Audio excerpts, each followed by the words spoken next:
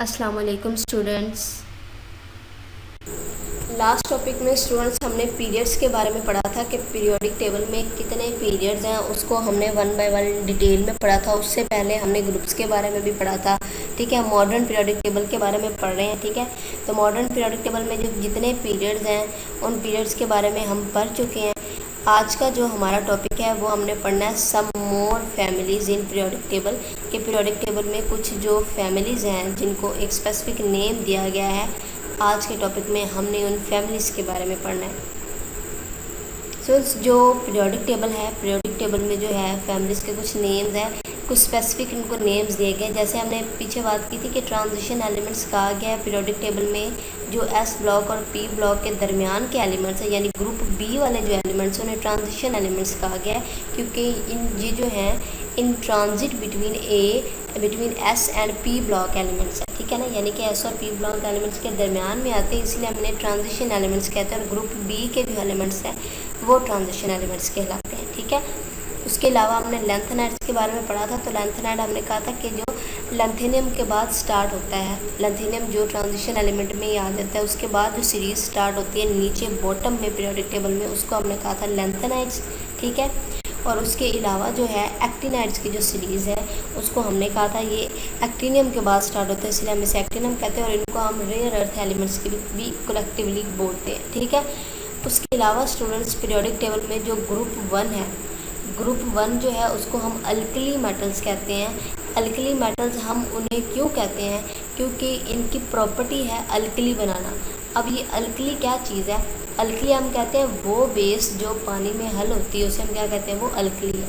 अब बेस किसे कहते हैं? जिसमें हाइड्रोक्साइड आयन्स हो, जैसे NaOH है, ये क्या है? ये बेस है। ठीक है, तो वो बेस जो पानी में हल हो, हर बेस पानी में हल नहीं होती। ठीक है, तो NaOH पानी में हल है तो हमसे कहेंगे ये अल्कली है। ठीक है, तो ये अल्कलीज बनाती है। ठीक है ना, अब इसमें ग्रुप 1A के एलिमेंट्स को हम अल्कली मेटल्स क्यों कहते हैं? क्योंकि ग्रुप 1A जिसमें क्या शामिल है?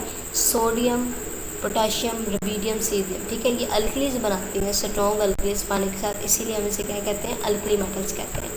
अब ये इक्वेशन देखें, सोडियम Na ये अल्कली मेटल है, जब ये पानी में हल हुई, ठीक है ना, पानी के साथ जब इसका रिएक्शन हुआ तो इसने क्या बना दिया? सोडियम हाइड्रोक्साइड बना दिया। और सोडियम हाइड्रोक्साइड एक क्या है? अल्कली है, और साथ में हाइड्रोजन गैस बनती है। ठीक है, तो इसीलिए हम इसे अल्कली मेटल्स कहते हैं, क्योंकि ये पानी के साथ क्या बनाती हैं? अल्कलीज बनाती हैं। अल्कलीज जो बेस वो पानी में जो हल होती है उसे हम क्या कहते हैं? वो अल्कली होती है।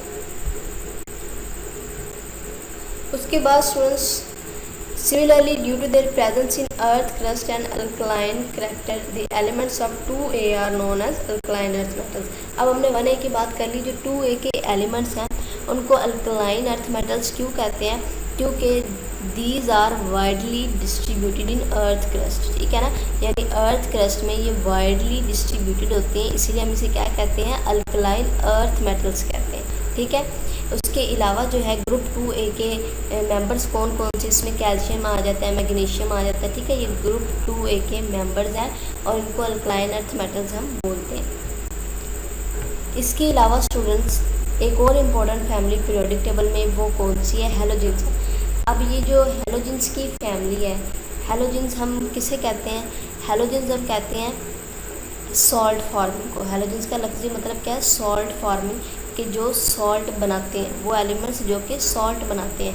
ठीक है, अब जो सॉल्ट है स्टूडेंट, जैसे NaCl जो है ये टेबल सॉल्ट है जो घरों में हमें आम इस्तेमाल करते हैं। अब ये एक सॉल्ट है। ठीक है, तो NaCl में जो Cl है, ठीक है, अब इसमें देखिए ये क्लोरीन गैस और सोडियम मेटल मिलके इसने NaCl बना दिया। ठीक है, अब देखिए इसमें जो क्लोरीन है ये क्या है?